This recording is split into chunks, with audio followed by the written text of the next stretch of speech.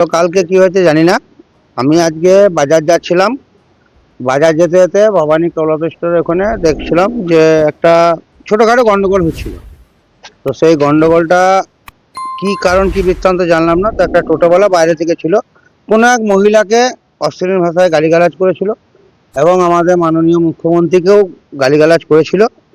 সেই পরিপ্রেক্ষিতে এখন যা পরিস্থিতি, তাতে কিছু ছেলে, আমাদের ভারতীয় জনতা পার্টির কোনো ছেলে নয়, যাই হোক এলাকার কোনো ছেলে, যেহেতু এখন আমরা পশ্চিমবাংলাতে চেয়েছি যে আমাদের মহিলারা নিরাপত্তায় থাক এবং মাকে মা বলা যাক, বোনকে বোন বলা যাক, দিদিকে দিদি বলা যাক, এটাই সবাই প্রতিবাদের আওয়াজ তুলেছিল।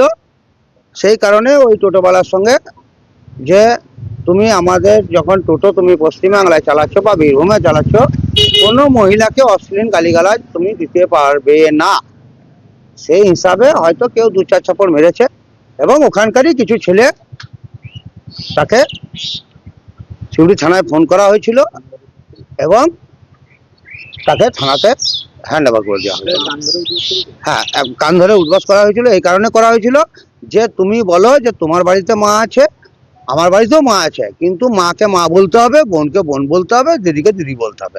এটাই আমাদের ভারতীয় জনতা পার্টির স্ট্র্যাটেজি, যে আমরা কোনো মহিলার সঙ্গে আমরা কোনো বিরোধিতা করব না। মহিলা মহিলার সঙ্গে থাকবে, রাত্রি 8টার পরেও মহিলা বেরোবে, রাত 10টার পরেও মহিলা বেরোবে।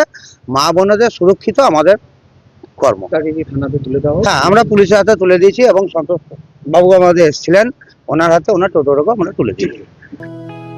মায়ের স্নেহ কন্যার সাজ, প্রতিটি রতনে ভরত জুয়েলার্স। ভরত জুয়েলার্স, গুণমানের অঙ্গীকার, শান্তিনিকেতন রোড, বোলপুর।